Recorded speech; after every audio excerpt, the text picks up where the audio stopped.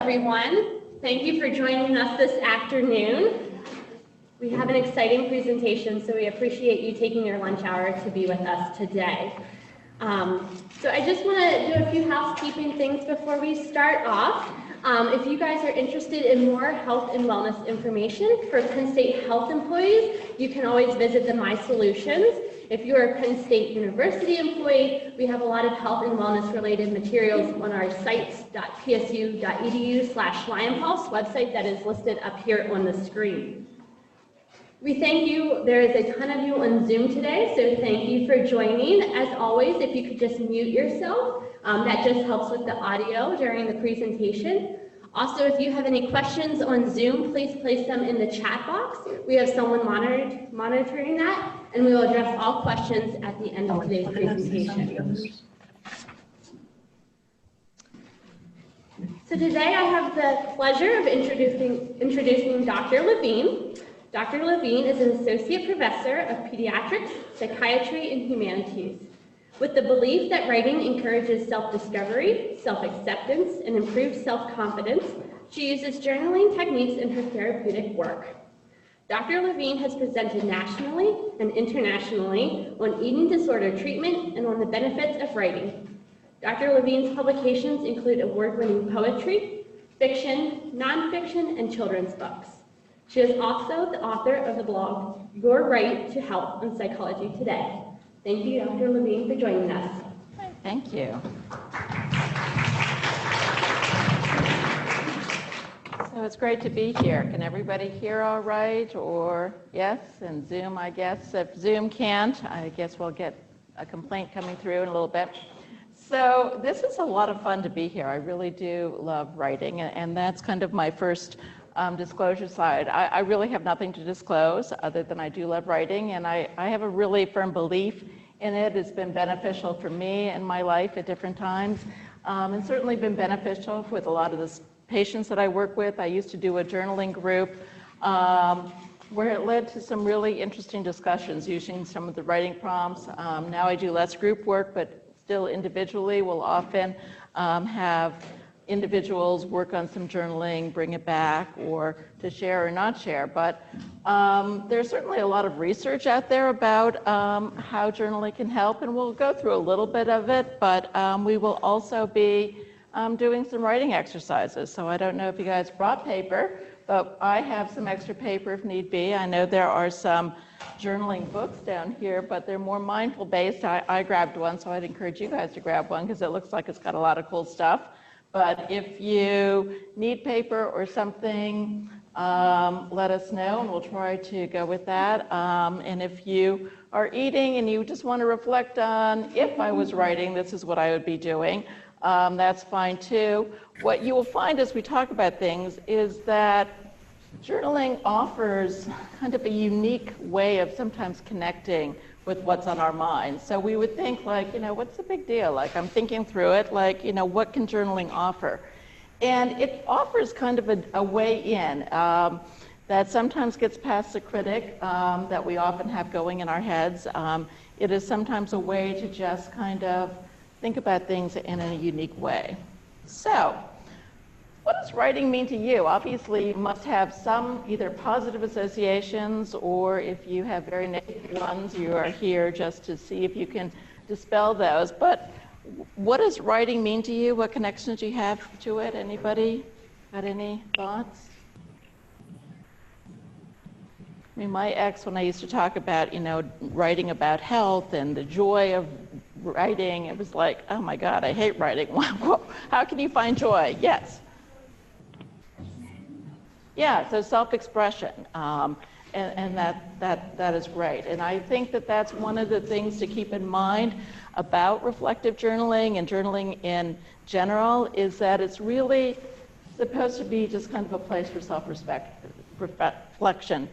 The best thing is to kind of not feel like you're writing to an audience, that you're just kind of using it to get down your thoughts. Now, sometimes, it may lead, if you're a creative person, to other avenues. But reflective journaling yourself, it's not something that you're writing really for somebody else, because as soon as we start to do that, then that whole inner critic and how is this going to be perceived starts to kick in. And if we're just doing it for ourselves, knowing that, you know, nobody else is going to see this, it's a good way to kind of connect with new things. Anybody else kind of writing perspectives, thoughts? All right, maybe we'll have more at the end.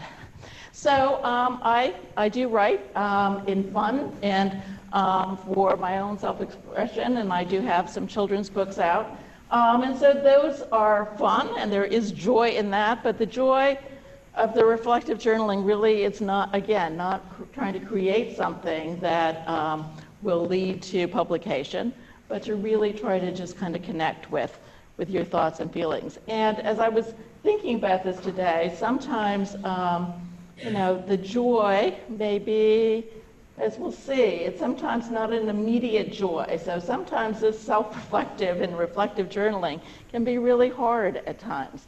And you may start finding out things about yourself that you're like, wow, I didn't know I was still kind of dealing with that. And so the joy may be a little bit more delayed. So just kind of keeping that in mind as we go ahead.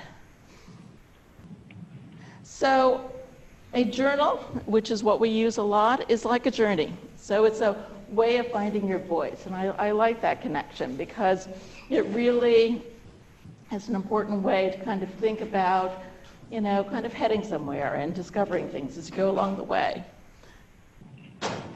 What we're really talking about is an expressive writing. So it's writing that will explore our thoughts, our deep thoughts and feelings.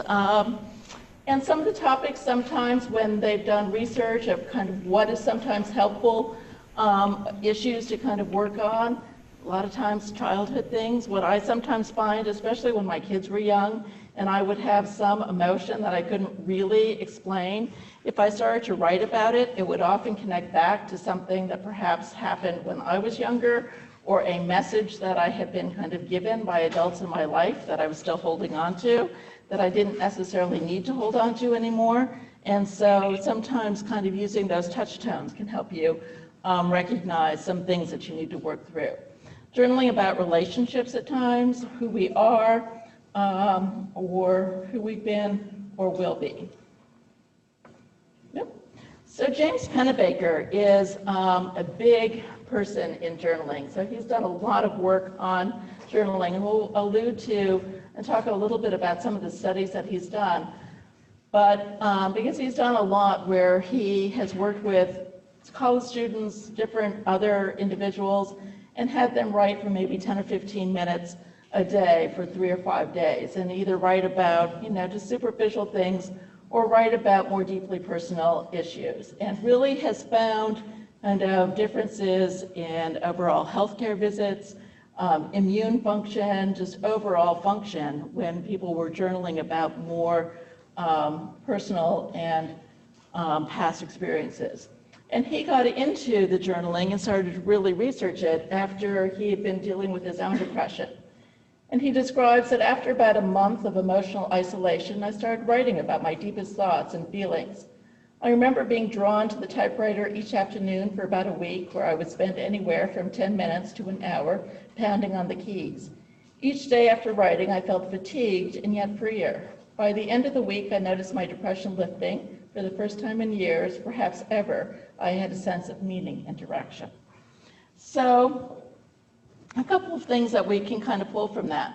Number one, the question often comes up, do you need to write by hand or can you type? And there have been varying studies. Some people, you know, suggest that writing by hand takes you to a slightly different place than if you were typing, but now everybody, like if I asked my son to write by hand, he would look at me like I had grown an extra head, because they are so used to typing and texting. And so, you know, I think that there may be shifts as, you know, kind of we get used to some of the new devices. I know for myself that sometimes writing by hand can be useful if I'm trying to like work through something, if I'm trying to kind of just connect to an emotion or work on some gratitude ideas of kind of hanging on to things from the day. But if I'm doing a lot of writing, or if I'm really feeling like I have to process it, I usually do much better typing. So it is really a personal whatever works best. You know, I think that the time frame is important. So A lot of times, we talk about reflective journaling, it's really starting with like 10 minutes, and that feels doable. So it's not like you have to sit down for hours and write and write and write. But, if you can kind of say, I'm going to set away 5 or 10 minutes and really kind of write and work through some things, then that can be helpful. And we'll go through some of the writing prompts of things that you can do to kind of help you get through that time. As I said, sometimes you may not feel kind of the joy after it. You may feel fatigued. You may feel a little bit overwhelmed. But yet, it's sometimes a release and a different understanding of some of the aspects of what you're dealing with. And so the joy can perhaps come later. So writing, I think, is important. It's kind of in a form of confession. But what's nice about it is you have control. You decide how much you're going to disclose or not disclose, how much you want to deal with there. You can, there have been discussions like, well, what do you do with your writing? I've sometimes had individuals in clinic who are worried about journaling because they have had the negative experience in the past of journaling their thoughts and having a family member find them and read them. So that is not something that you really want to have happen, because that's going to kind of stymie how much you want to put out there, and please don't read your kids' journals, of course. But a lot of times with writing, it can be something to keep and reflect on and maybe build on. But I've told patients a lot of times it's just kind of getting it out and being able to look at it at that moment. And if you don't want to keep it, you can bring it in, we'll shred it. It's more of the moment and the experience. What writing does is it allows us to translate a lot of our emotions or thoughts or feelings into words so that we can start to process them. So that we can kind of get a deeper understanding. It can help us to understand different conflicts in our life, and a lot of that can happen just by writing about, I'm feeling really unsettled. When is the last time I felt this way? And sometimes it takes us back to a past time. It helps us clarify things and express emotion rather than suppressing it, which is really important, because if we're just kind of stuffing things down, that takes a lot of energy. And if we're putting a lot of energy into just kind of stuffing and avoiding and not wanting to deal with it, then we're really not having that energy to put into other things. Whereas if we can kind of write it, release it, let it go, integrate the event, it allows us to kind of move ahead. So I've been at a number of workshops from both sides, some from writing for more health, some from writing to develop more of a creative process. And so this was a workshop of children's book writers, but Joy Cowley, who was running it, suggested sinking in and writing about childhood memories. And what she has found, even in kind of that realm, as I have found in my work as a therapist, is that a lot of times if we think back about our childhood, we sometimes latch on to more of the negative memories or emotions. They seem more vivid, they kind of connect with us a little bit more. And that is certainly kind of an evolutionary defense mechanism. I mean, when we were, dodging saber-toothed tigers, you wanted to know if there was danger around. You had to know that to be protected. If, something good happened, it was nice, but it was not as much of a life or death struggle. And so that still happens now, so that if we have something really negative happening that really strikes us, it tends to stick with us more. And so she had us journaling about childhood memories. And one of the participants, as she was writing about her memories, really started to find how much her shyness had figured into it, and started to think about the influence that it was having over her life and the ongoing hold that it was having. So again, that's where you can sometimes use journaling to look back. This is how it was influencing me before. When we're younger, we don't have the ability sometimes to challenge things, especially if it's adults in our lives who are telling us something. We have to buy into it and believe it. And usually it's because that's what keeps us safe, because we're kind of agreeing with the people around us. But as adults, we can kind of say, do I want to still hold on to that? Can I let that go? Maybe this shyness, which, was kind of protecting me, maybe I can start to let that drop away a little bit. So, do you guys have paper? Do you want paper? Do you have a pen?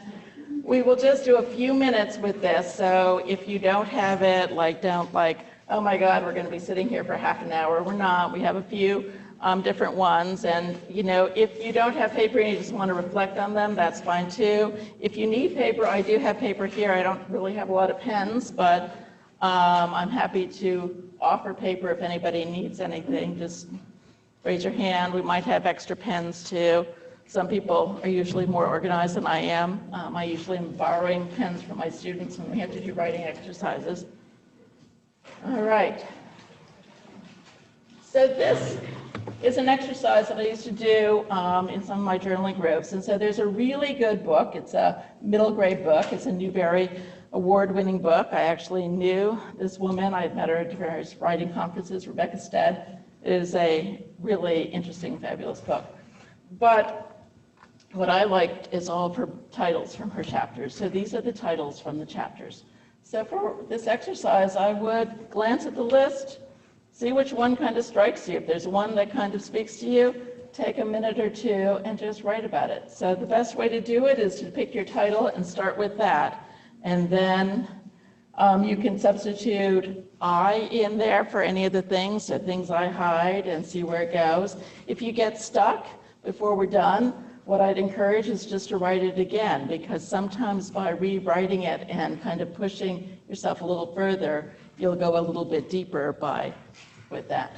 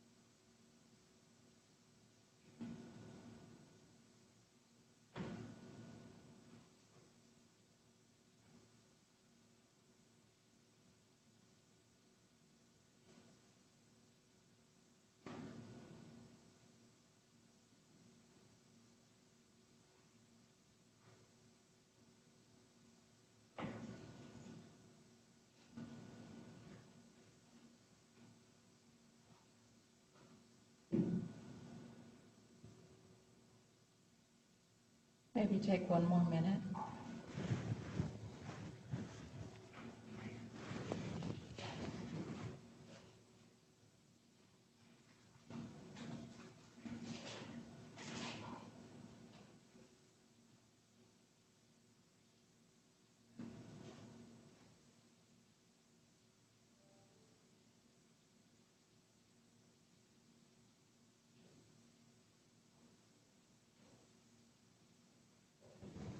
So how was that for people? You find that you kind of connected with one of the titles, maybe more than the others? Anybody want to share how the experience was for them? Did I hear somebody say, I will? No. Oh, yeah, I did. Hey. Hi. What was number 7? Things you hold on to. And immediately I started going for the negative. I started thinking, okay, I hang on to bad days. I hang on to difficult conversations. I hang on to responsibility. I hang on to bad experiences. And then I started thinking about forgiving and forgetting. And then I kind of stopped and I drew a squiggly line across the whole paper. And I said, well, wait a minute, I can also hold on to the positive. I can also hold on to dreams. I can also hold on to love. I can also hold on to accomplishment. Oh, really? I just start over? No, you can continue. I'll sum up. So it started with the negative and ended up with more of the positive. Positives. And then materialistically, I hang on to books and I feel no guilt. Okay. So how did it feel to make that shift from kind of, did you feel a shift as you went from the negative to the positive? It felt really odd because we always tend to focus on the negative. We always try to beat ourselves down on the things that we need to change and the things that we could do better. And we replay conversations and I should have said this and I should have done that and I could have, should have, would have. And switching to the positive, it was suddenly like, oh yeah, I'm not so bad after all. Yeah, thank you. Any other thoughts, comments?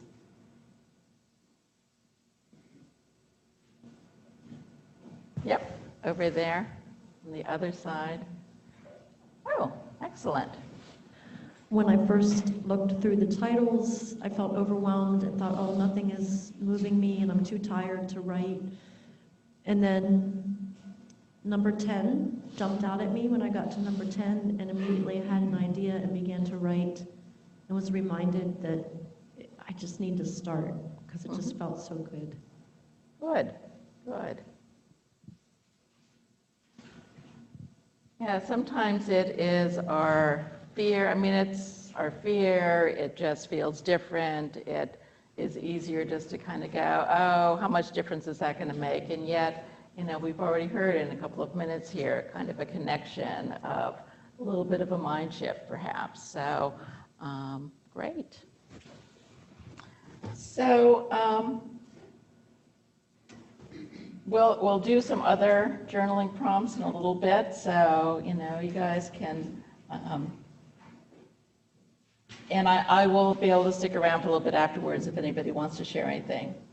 So I think that this quote the titles and kind of what we start to explore in this, this quote really connected to that. The easiest thing in the world to be is you. The most difficult thing to be is what other people want you to be.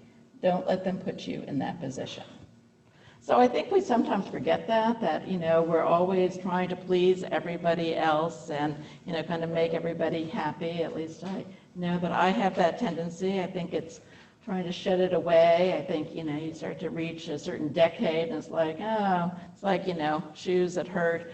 They go by the wayside and kind of things that you're kind of confining yourself by, of expectations, that you can start to let those go and really be comfortable with who you are. And that's what journaling can sometimes do, is to help you discover who you are and what's important to you. Oh, we have another writing exercise. I even forgot how quickly it came up, but there we go. So I used a lot of poetry when I would do journaling groups, and so I use that less individually, but I think it's a good place to start sometimes for ourselves. So you can really look for, I'll give you some at the end, but you can kind of look for journaling prompts or different things by images that strike you, or poetry, or just something that comes into your mind. So I like this poem, and I'll give you where I think the prompt should go to, but again, there are no rules here. So late summer. Out for a walk tonight, the dog is throwing all her weight against the leash, lunging toward the fat tomcat, licking his black ankles with a delicious, solemn attention at the top of the neighbor's steps. Because this is what the dog was made to do. Because for some lucky animals, the space between the body and what it wants is all that there is. So I think that image for me, I mean, take it where you want to go, but the idea that the dog is lucky because it knows exactly what it wants. It knows what it was made for. It knows how to try to grab it. Thinking about how we handle things sometimes, it's kind of a more ambiguous sometimes of what we are wanting in our life. So with poetry, what I would always suggest is either kind of your overall reaction to it, if there is a certain image that strikes you. Sometimes there can be a certain phrase or words in there that you could pull out. You could pull out, what are you lunging towards?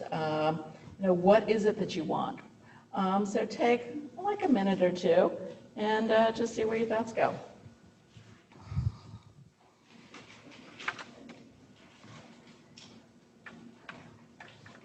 Let us know if you need any paper or a pen during this activity. You need paper?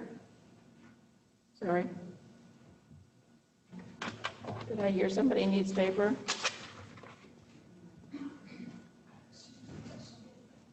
Oh.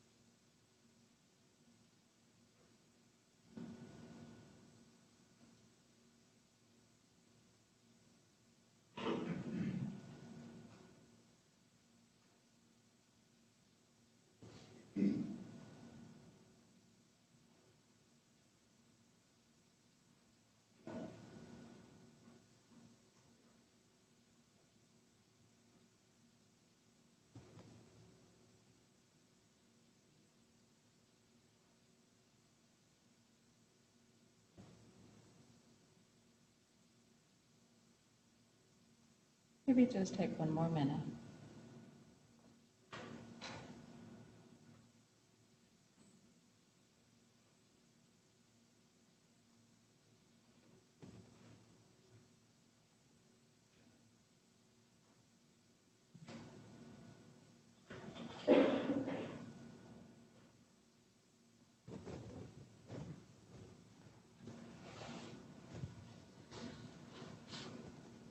So did this feel any different for people of kind of having a larger poem, a piece to react to as opposed to just kind of the small titles? Is there any difference? Harder, easier, no change? People think it was harder? Okay, I have one head shaking kind of. Did anybody find it easier? Okay, no. So harder, what made it harder?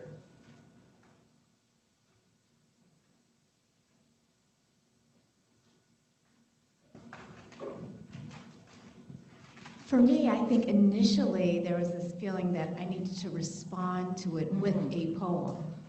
And once I let go of that thought, I was able just to write whatever came. But again, that sense that I had to do something in particular, I think was the first block.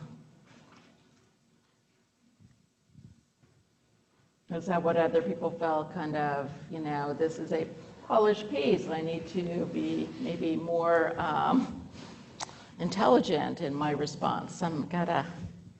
I felt similarly, but less because of the home and more because it's a more complete thought that someone else already had, whereas Okay. the previous prompt is really open-ended and really internal. This is somebody else expressing how they feel about life, so it almost feels like more of a conversation. Okay. So, for different things can work in different ways, so I think it's always helpful to kind of think about what different prompts may do. A lot of times when I would do poetry over in the eating disorders program, it would maybe be a poem with, some emotion, but perhaps like one line that was just really to get you. And I would try to then pull that out and have people respond to that. So, it can kind of vary. So we Yes. have a Zoom response. Sure. So Mary said, I found it easier to respond to this because I could find multiple metaphors within the poetry to compare and contrast my thoughts. Great. So, yeah, I think with reflective journaling, what's important to keep is that there's really no rules. And so different times you may find something more useful than others. And so there's really, kind of what seems to connect for you. So a lot of what journaling is and writing is to try to help connect with our stories of our lives, and so that we can unpack what's becoming a problem or look at what are unhelpful stories. And so then we can use this as a way to almost re-author kind of who we are or what we're thinking about ourselves. Because we often do carry a lot of stuff from the past that we've been told or maybe made to think about ourselves, and we can kind of look at that again. So this writing exercise, and I think this is one of our last ones, is a 6-word biography. So you get 6 words. Here are some examples. For sale, baby shoes, never worn, Ernest Hemingway. Longed for him, got him, shit. Margaret Atwood. Well, I thought it was funny, Stephen Colbert. And revenge is living well without you, Joyce Carol Oates. So take like a minute or two and see, can you do a 6-word biography? No pressure, you're not going to be required to share.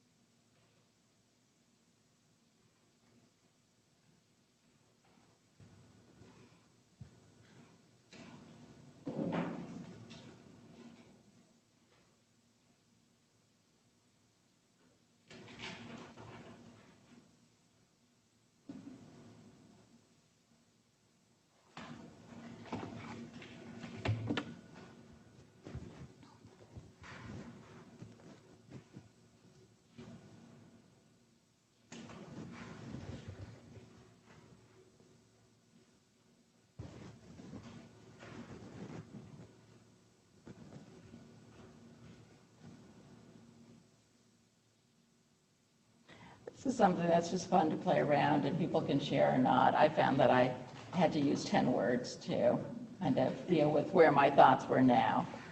They were teaching writing, sometimes avoiding writing, learn to listen to myself. I'm always, much better at giving advice about doing things, usually to my patients. I have many times had times where I'm helping somebody work through something, and I'm like, wow, this is good. I need to practice this in my own life. What's going on when you're talking about relationships? Oh yeah, I've done that too. So anybody want to share their? Yes. cannot be silenced by fear. Excellent, fabulous. Yes, another one.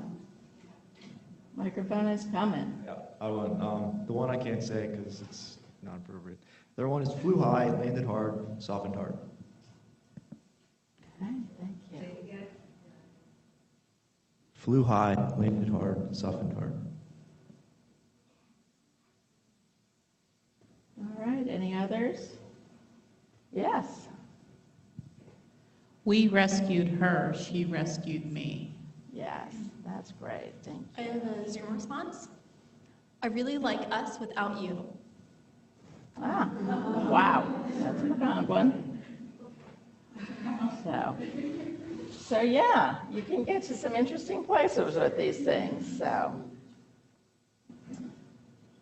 All right, this does not seem to be working happily, so let's just see if we can, there we go.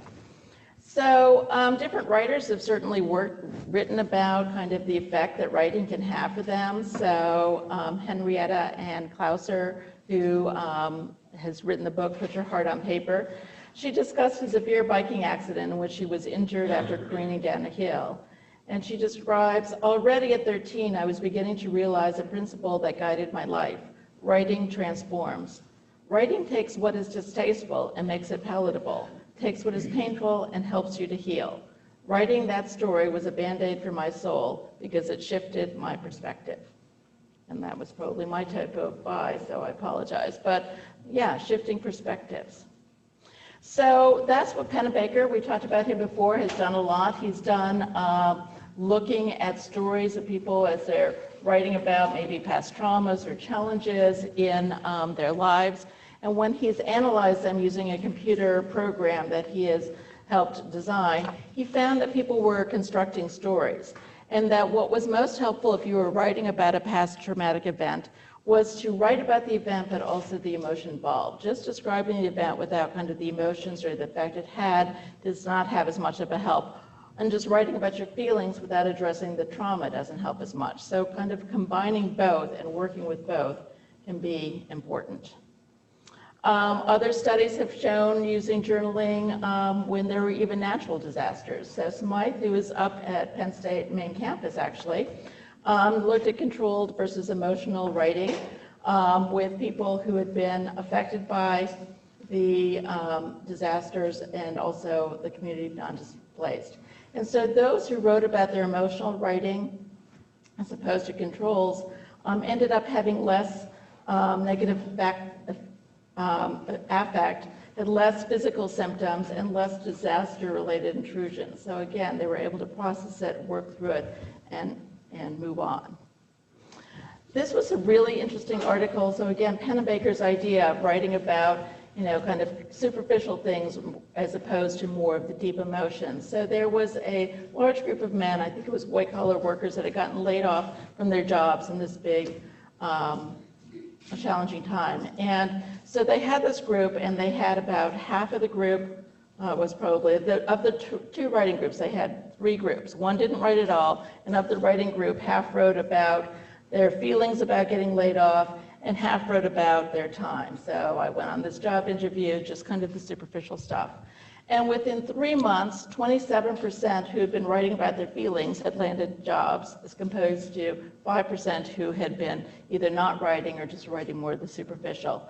And later, 53% of the writing group had jobs versus 18%.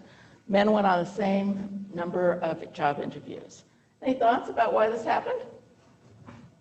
Yeah. I think writing about your emotions lets you come to terms with them, so you're not carrying that kind of baggage with you forward.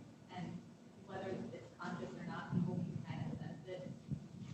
Yeah, I'm going to just summarize. So you can kind of, I will try if it looks, I don't mean to make you keep running up and down. You're getting your steps in, you're being healthy, be well. Yeah, that's exactly what they thought was going on, that the writing about the emotions allowed these men to become to terms with their anger, their hostility towards their former employer, towards what had happened. And so without that, it ended up leaking through in the job interview, so that they seemed to probably seem a little less promising as applicants than those who had really dealt with some of their emotions. So we often aren't aware, kind of, if we're holding a lot of negative stuff with us, how it might be leaking out. And so sometimes journaling about it and processing it can be a way to handle some of that. There is also a meditative aspect that can sometimes happen with writing. I know for myself that there are often times when I'm writing that connections and thoughts surface that I don't expect, and they can teach me something new about myself, either through my own writing and experiences in journaling or through my characters. I've seen it in groups where we've had, sometimes young adolescents who, were chattering about every kind of, superficial thing going on, and as they started to write, they dropped to a whole different level. Paula Corso describes that writing poetry is an act of prayer, a sequence of words, a rhythm of sounds that when read to oneself or spoken out loud has the power to release the spirit from within. Who wouldn't want to do that? So here's some guidelines. We'll just kind of run through these quickly. Now, all of these PowerPoints I have sent to the Be Well people. And so if you want them, if you email, or they'll be somewhere, or okay, they'll provide information. So usually what you want to write about is something that might be taking some emotional energy to contain. Writing about what happened, what you feel. Why is always hard. So even in therapy, I always say, I never want to ask the why word because nobody seems to know why. But, what was going on? What does this connect with? How do you feel that way? Writing continuously can be really important to help kind of turn off the inner critic. It doesn't really matter when you write. So some people find that, in the morning you can have lower inhibitions. There's some thoughts about spacing it out so that if you spread it out and do it more consistently rather than just in spurts can be helpful. I think it depends on kind of where you are, what you need at that point in time. Really, you just don't want to be interrupted, and you want to give yourself some space to just connect. Again, we've talked about you don't have to do anything with it. So some of this prompts. So Natalie Goldberg has really written a lot about journaling. She's written Wild Mind and Writing Down the Bones, which are both really great books. And she will often have people just start with I remember. And her kind of push is to take 10, 15 minutes and just not lift your pen from the page and write continuously the whole time. And if you get to a place where you're stuck, you just pick up that small prompt again. I remember, I believe, whatever. And so that you keep kind of going into it. Gratitude journals can be helpful. So sometimes when my kids were little and I'd be exhausted at the end of the day after trying to get them to bed, I would sit down and try to pick 3 images from the day that would help connect me to kind of some of the positives from the day. So a lot of times people talk about doing gratitude. Kathleen Adams talks about the list of 100. So this is not really reflective journaling, but I think it can be really telling sometimes. So she talks about the list of 100 and that you write fast and you repeat as many as needed, and you put like things that you want to make sure that are in your life or things that are important to you. And as many times as they come to your mind, you put them down until you have 100. And then you look back and see kind of what is there a lot, and is that in your life? Because sometimes we can say, this is really important to me, and that might come up again and again, but somehow it's not making it to our actual day-to-day. Sometimes journaling for unsent letters, and I really want to emphasize unsent letters. So, writing about what you would like to tell somebody, but please do not just then send it off, because that's usually where things don't necessarily go well. But you can write them to other people or to your younger or older selves. And so sometimes just that reflection of what would I tell myself, when I was younger that I need to start to believe now. Sometimes they also talk about using a feedback mechanism so that when you've written something, you can kind of look back over it and think about what you're noticing or are surprised by, and then diving into that a little bit more. So at the times that writings are not useful, so Pennebaker raises these questions. Are you using writing as a substitute for action? So I think that's a good question. I think, if we write to kind of identify things that we want in our life or things that are important, but we just kind of keep mulling over it instead of kind of putting it into action, it can be difficult. Is it really an intellectual rather than a self-reflective exercise? Are you using it as a forum for uncensored complaining? So a little complaining is good, but again, even with the trauma, it's trying to narrate it, kind of get some cohesion back into the story, to really think about it and not just kind of always vent. Are you more being self-reflective or self-absorbed? So I leave you with one last poem. I thought this was cool because this kind of relates to writing to me. I drove down the freeway and turned off an exit and went along a highway till it came to a side road, drove up the side road till it turned to a dirt road full of bumps and stopped. Walked up a trail, but the trail got rough and it faded away, out in the open, everywhere to go. I think that can be what writing can offer to us. So I encourage you all to go down the trail because new things are scary. Approach with caution, but approach. All right, I'm happy to take any questions, comments. We have the microphones if people want to talk. All right. Taking anything away from this? You are just all lulled into a meditative state from your writing, which is great. Yes, sir. We all know someone who's maybe way too animated, and they may not need the subconscious journaling because it's all out in the open. Is there any evidence that that's healthy, or is it not healthy, or? If it's all just out there. They seem to be happy, but I don't know. So that's a good and loaded question. So I don't know kind of the best way to, I think that we don't all necessarily want to have it out there. We're all going to have reactions sometimes to people or events or things that, we may need to work through because they relate to something or they piss us off or something, and trying to write to understand why they may be having that effect on us can be helpful because, sometimes then we can have a response back to them that may be connected to them, but may also be connected to, this person, when they use that tone with me, just really reminds me of, I don't know, when my mother used to do such and such. And that can just bring a whole another level of emotion to a situation that may already be challenging. And so sometimes at least writing can give you a chance to step back and kind of be aware so that you can kind of say, okay, I know now why this person or this situation is triggering me more. And so let me be a little bit more mindful, I guess would be my thoughts. Yeah. Any other questions? Anything from Zoom? All right, well, thank you. Happy journaling.